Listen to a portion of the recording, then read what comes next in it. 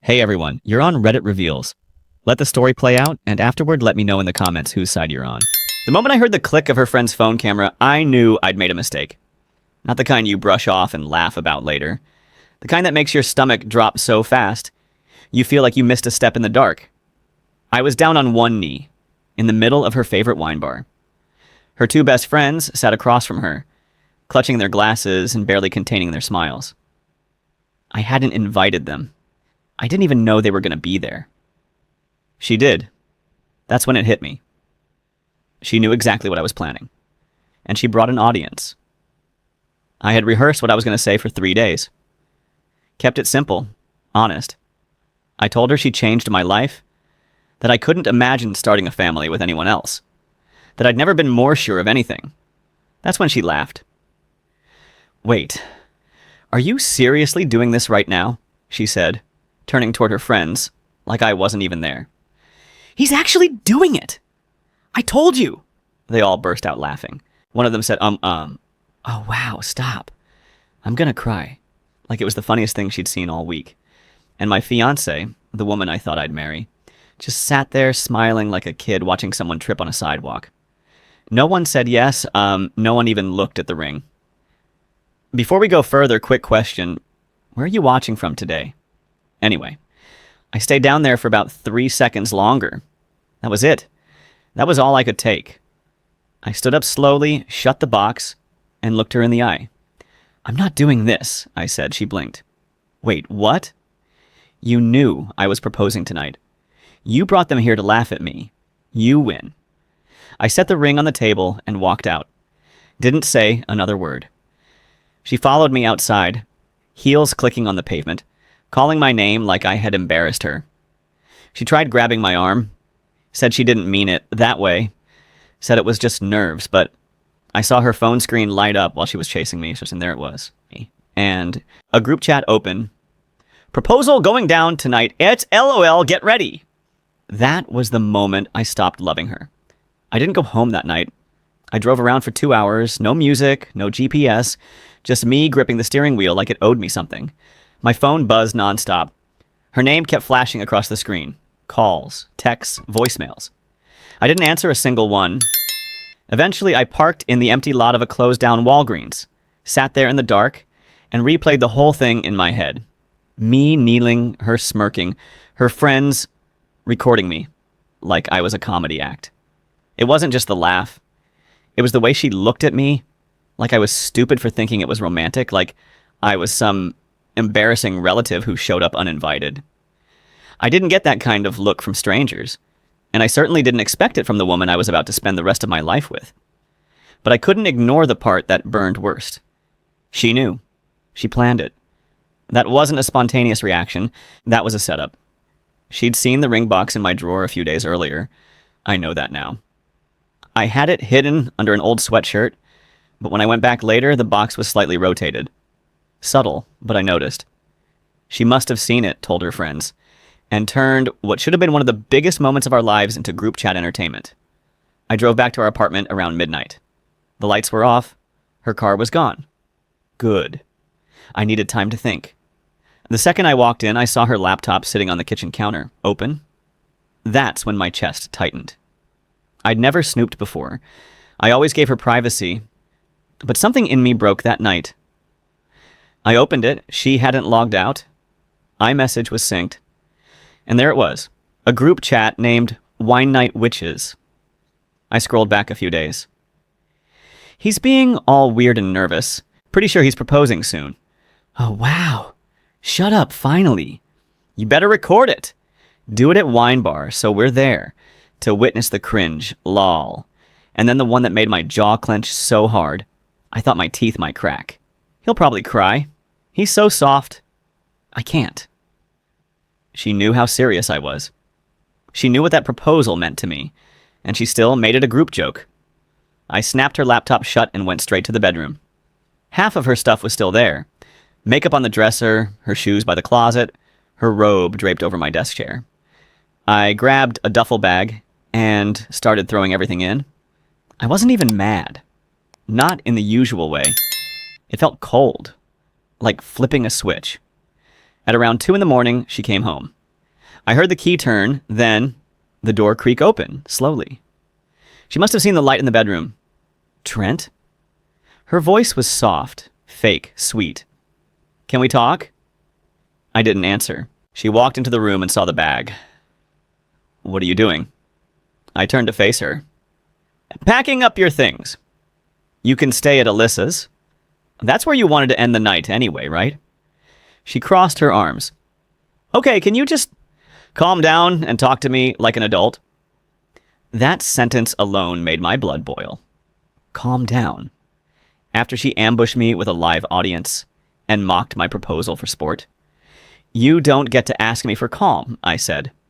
You don't even get to call me your fiancé anymore. You gave that up the second you turned me into a punchline. Her face twisted. It was just a joke. You're seriously throwing everything away over a bad reaction? I stared at her, amazed. No, I'm throwing it away because you planned it. You shared it with your friends. You knew. And you let them record me like a sideshow. She froze. I could see it in her eyes. She realized I saw the messages. You went through my laptop. I went through the evidence, I snapped. You wanted a moment? Congratulations, you got it. But don't expect me to play the idiot who stays. She stormed out a few minutes later, cursing under her breath and calling me dramatic. That was the last night we lived together. But unfortunately, it wasn't the end. Because 2 days later, the video showed up online, and that was the real betrayal. 2 days after I kicked her out, my phone started buzzing again. And this time, it wasn't just her. It was people I hadn't talked to in months. Co-workers. Old classmates. Even my cousin from Florida I hadn't seen since my dad's funeral. Bro, is this you? Trent, check TikTok. Now. I opened the link someone sent me. There I was, down on one knee, in grainy portrait mode, holding out the ring, eyes locked on her like a Disney character. You could even hear my voice crack as I said her name. She didn't post it. Her friend Alyssa did. Captioned, when your bestie's BF proposes out of nowhere and you're not ready. Music was playing in the background. Some remix of a sad piano song. They added subtitles. They edited it. My proposal had been chopped into a comedy sketch. And the comments? Oh wow, secondhand embarrassment. That man looked like he was about to cry. She handled it like a queen. Respect.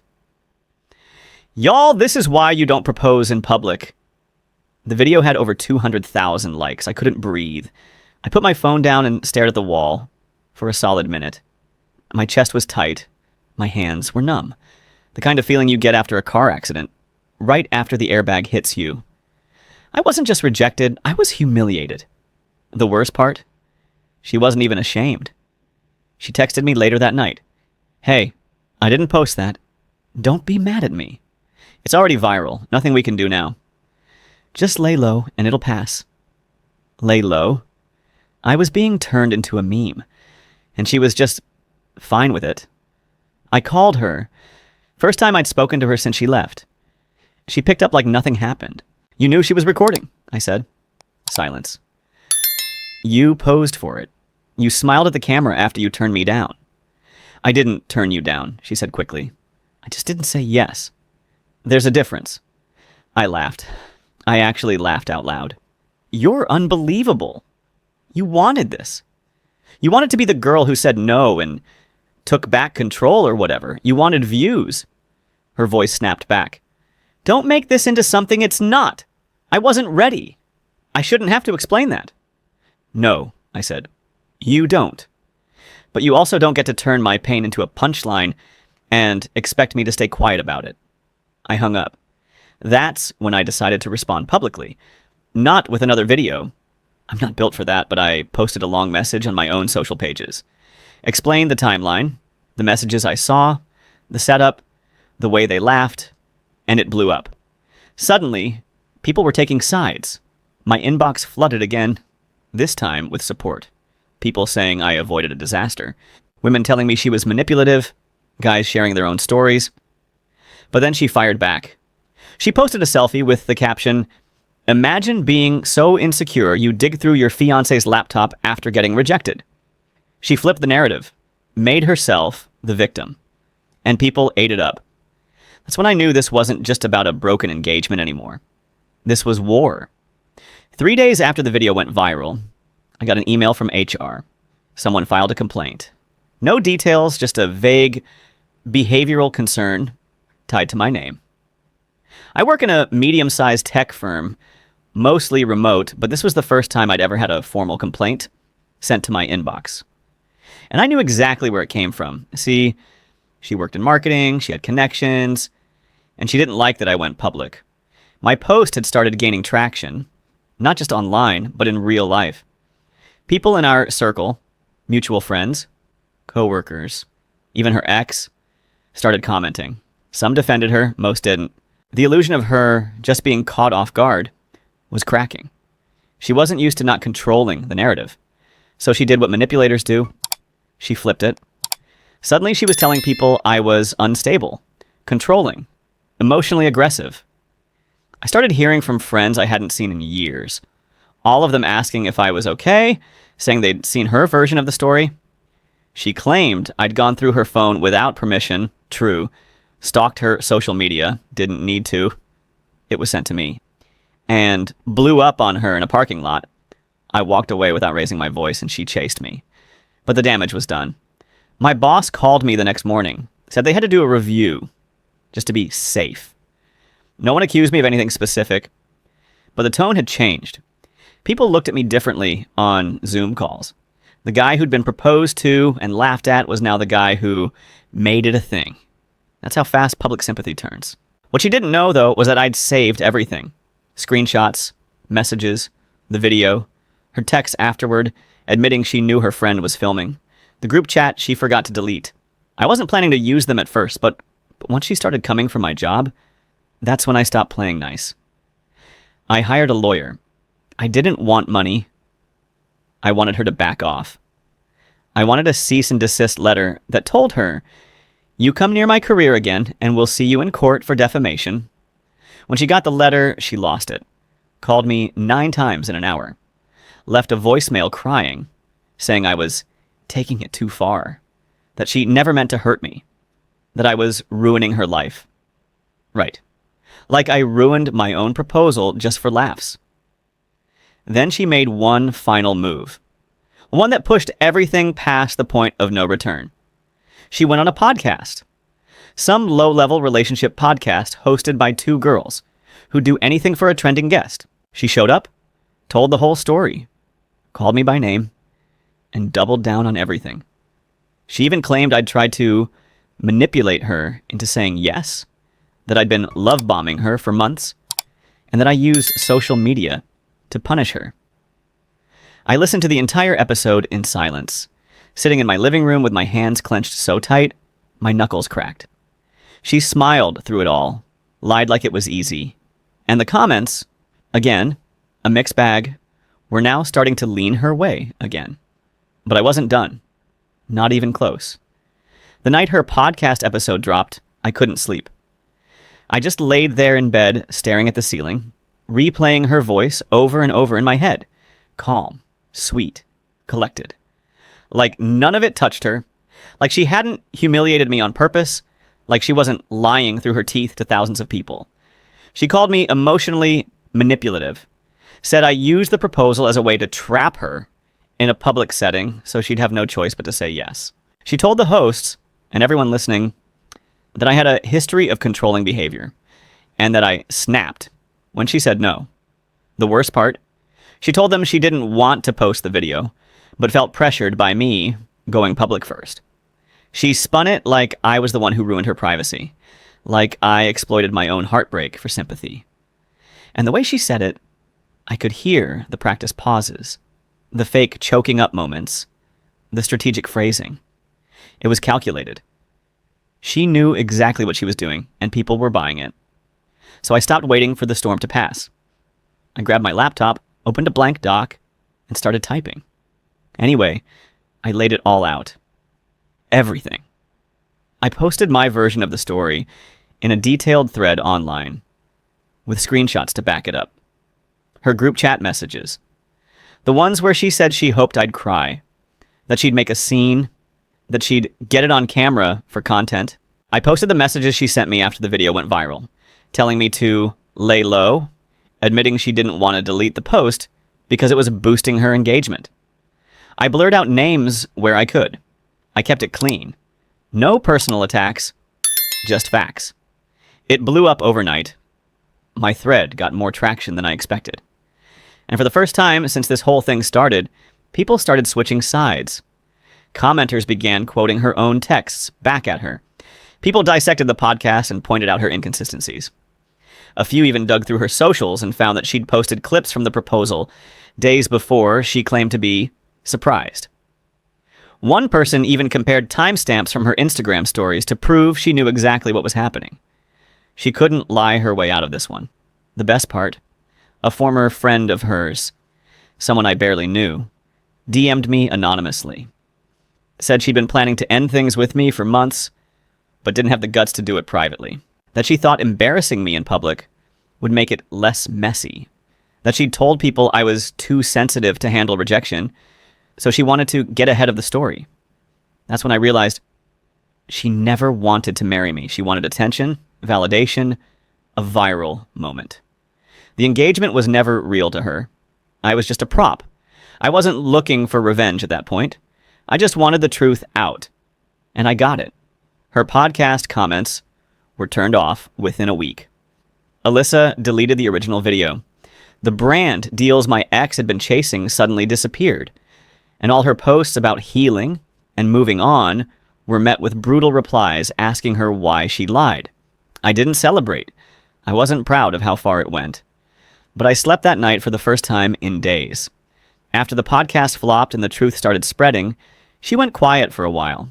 No more cryptic quotes, no Instagram stories with filters and fake tears, just silence. Her TikTok comments were locked. Her friends stopped posting anything with her in it. The entire strong, independent woman performance vanished overnight. And for a moment, I thought it might finally be over. I thought maybe we could both move on. But people like her don't go down without trying to rewrite the ending. 2 weeks later, I got a call from a former coworker of mine, Brandon. He was working with a local nonprofit that hosted a monthly panel for young professionals, career advice, networking, that kind of thing. She'd applied to be a guest speaker, claimed to be a content strategist and mental wellness advocate. Said she wanted to talk about resilience and overcoming toxic relationships. Brandon didn't know all the details, but he'd seen the video and remembered my side of it. He called to give me a heads up. You might want to watch this thing, he said. She's flipping the whole script again. And she was. They posted a promo clip online, and there she was, front and center, sitting in a folding chair in some rented event space, looking calm and polished, talking about how she escaped an emotionally manipulative engagement with a man who tried to destroy her reputation after she stood up for herself. She didn't say my name, but she didn't need to. Everyone knew who she meant. She went on about how she'd survived digital bullying, how she refused to be silenced, and how she took control of her story. It was like watching a villain give a TED Talk. I stayed quiet for a few days. I didn't want to escalate it again, but then I got an email from a recruiter I'd been talking to for a potential new job. They'd seen the podcast clip. They were concerned about public image alignment. That was it. Opportunity gone. That was the final straw. I emailed the nonprofit. I included screenshots, links, messages, everything. I laid it out clean. No emotion, no insults, just facts. I told them I didn't want revenge. I just wanted them to know who they were putting on stage and handing a microphone to. They never replied, but 2 days later, the event clip was gone. She posted a vague, stepping back to focus on healing story, then wiped her feet again. People finally started to see it. Not all at once, not loudly, but it was enough. I got messages from people who'd doubted me at first, saying they were sorry, saying they didn't know the whole story. One of her old friends even sent me a voice message saying, "We backed her because we thought she was hurting. Now I think she just loved the spotlight." I wasn't smiling. I wasn't gloating. I was tired. I was done. And then, just when I thought it couldn't get more absurd, her mom showed up at my front door. I didn't even recognize the knock at first. It was early, maybe around 8:30 a.m. on a Saturday. I figured it was a package drop or maybe one of the neighbors needing something, but when I opened the door, it hit me like a punch to the chest. It was her mom, Lori. She was standing there in a beige trench coat, holding a coffee like this was some casual meetup. I hadn't seen her since the Christmas before everything blew up. Last time we'd spoken, she hugged me and said she was happy her daughter had found someone stable. Guess that didn't age well. I opened the door halfway, bracing myself. Lori? She looked tired. Makeup covering up just enough, but not all of it. She glanced past me like she expected her daughter to be inside. Hey, Trent. I know this is weird. I just need 5 minutes. I didn't want her inside. I didn't want anything tied to that family back in my space. But something about the way she said it, quiet, not demanding, made me step aside. She walked in, slowly, like she didn't know what she was even looking for. She sat down on the edge of my couch, didn't touch the coffee, just looked at her hands. I'm not here to defend her, she started. I want to make that clear. She told me not to come, actually told me I'd make things worse. She's not wrong. I didn't say anything, just waited. She's always been like this, Lori said, since she was a teenager. Everything had to be a story. Everything had to be big, dramatic, and somehow about her. I used to think she'd grow out of it. Then I started thinking maybe it was my fault. I stayed standing. I wasn't about to sit down and play therapist, but I listened. She told me you tried to destroy her reputation. I didn't believe it. Then I saw the video, the texts, the podcast, and I'll be honest, I'm ashamed of her. But she's still my daughter, and I'm scared. That caught me off guard. Scared? She looked up. She's unraveling. She can't stop lying now because she's built too much on top of it. The attention, the sympathy. It's all she has, and I don't think she knows how to stop. That's when she pulled out her phone and showed me messages. Stuff her daughter had sent about me after the fallout. Telling people I'd hacked her accounts, saying I was dangerous, even warning a new guy she was seeing that I was obsessed with her. And that wasn't even the worst of it. There was a message to someone I didn't recognize saying, he ruined my life. I'll ruin his reputation for real next. Lori looked at me with this hollow kind of sadness. I came here because you need to be ready. She's not done. And I don't think she cares what line she crosses next. I didn't know what to say. I'd been through a lot with her daughter already. And just when I thought the noise was finally dying down, here was another wave coming. You should talk to a lawyer, she added. Not about her, about protecting yourself. Because if she keeps pushing, eventually someone's going to believe her. And that's going to cost you something you can't fix with a tweet. She stood up, gave me a soft nod, and let herself out. I stood there for a full minute after the door shut, just staring at it. I didn't know what was worse, everything that had already happened, or realizing that the craziest part might still be ahead. 3 months passed. I didn't post anything. No updates, no jabs, no subtle quotes aimed at her, just silence. I got a new number, locked down my social accounts, and started going to therapy once a week, mostly because I needed to make sure I wasn't carrying her drama into every room I walked into. The one thing I'd promised myself was that no matter what came next, I wasn't going to let her shape me anymore. But karma doesn't need your help to work. You just have to get out of its way. I was sitting at my desk one morning, finally settling into my new job. Better company, better pay. No weird glances from coworkers who knew the video. Out of nowhere, I got a message from someone I didn't recognize. It was short. Just a link and 4 words. Thought you'd appreciate this. I almost didn't click it. I was done with the drama. But something told me to look, and what I saw had me leaning back in my chair, hands behind my head, smiling for the first time in what felt like forever. It was her. A brand new viral video. But this time, She wasn't the star. She was the punchline. One of those gossip-style commentary TikToks. The caption said it all. Remember the girl who humiliated her fiancé on camera? She's back, and it's worse. Apparently, she'd tried launching a relationship advice podcast with one of her friends. Yeah, the same ones who laughed at my proposal. They built it on fake stories, stolen content, and exaggerated trauma narratives that didn't even match their past timelines. Internet sleuths picked it apart in under a week. One woman made a 20-minute breakdown video with receipts from her old posts, proving she lied about nearly everything, including me. The internet turned on her fast. Sponsors pulled out. TikTok banned one of her backup accounts for harassment, and her friend, the one who posted the original video of my proposal, came out and said she regretted it, even admitted it was staged for clout. People finally saw her for who she was. Anyway, I didn't say a word, didn't share the video, didn't like or comment. I just watched it happen. She spiraled online for a bit, trying to pivot. First to self-help, then to fitness, then silence. Every time she posted, someone brought up what she did. It never left her. And me? I moved on. Slowly. I started dating again. Casually. Nothing serious yet. But this time, I'm not rushing it. I'm more guarded now. Not in a bitter way. Just smarter.